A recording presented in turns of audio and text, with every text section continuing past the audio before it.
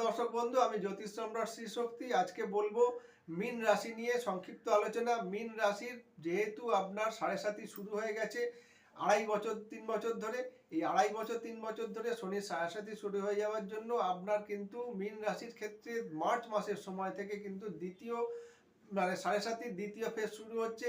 এই দ্বিতীয় ফেজ শুরু হওয়ার আগে মার্চ মাসের আগে কিন্তু আপনাদের প্রয়োজনীয় যেসব কাজগুলো আছে, যেগুলো ঝুলে ছিল, সেই সব কাজগুলো কিন্তু সেরে ফেলার চেষ্টা করবেন, নাহলে কিন্তু আপনার নানান রকমভাবে অসুবিধার মধ্যে পড়বেন। কারণ হচ্ছে, যেহেতু আপনার মীন রাশির ঘরে গিয়েই শনি বসে থাকবে মার্চ মাসের পর থেকে আগামী 2.5 বছর থাকবে, এই সময় কিন্তু আপনি বিবাহের কথাবার্তা হলে সেখানে বাধা তৈরি হবে এবং আপনার পড়াশোনায় সেই রকমভাবে কিন্তু উন্নতি লাভ করতে পারবেন না। নানান রকমভাবে কিন্তু একটা বিবাদ বিসম্বাদের মধ্যে পড়ে যাওয়ার সম্ভাবনা থাকবে।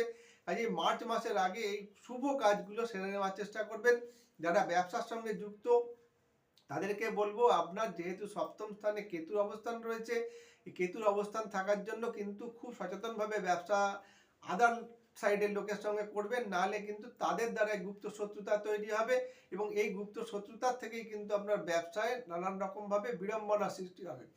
লগ্নে যে রাশিতে যেহেতু আপনার রাহুর অবস্থান রয়েছে, রাহুর অবস্থান থাকার জন্য কিন্তু হঠাৎ করে মাথা গরম করা এবং আপনার মানসিক চঞ্চলতার জন্য দেখা যাবে যে আপনার ব্যবসায় নানান রকম অসুবিধার তৈরি হয়ে যাবে। আপনি ভুল সিদ্ধান্তে নিয়ে নেবেন। ভুল সিদ্ধান্ত নেওয়ার জন্য কিন্তু আপনার অনেক কিছু ক্ষেত্রে আর্থিক হানির যোগ লক্ষ্য করা যায়।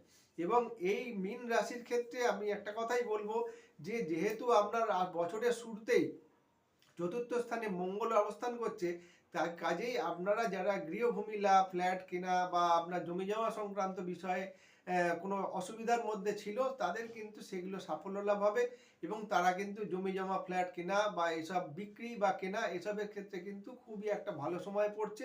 এই সময় আপনারা সেগুলো চেষ্টা করুন, হবে।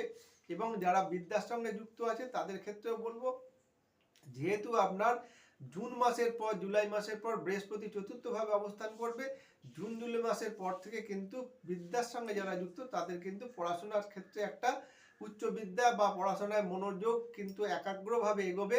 কাজেই এই সময়ের 2025 সালে মীন রাশির সার্বিক বিচারে প্রথমের দিকটায় একটু অসুবিধা থাকলেও শেষের দিকটায় কিন্তু অনেকাংশে ভালো ফল লাভ করতে সক্ষম হবেন। নমস্কার দর্শক বন্ধু, সবাই সুস্থ থাকবেন, ভালো থাকবেন।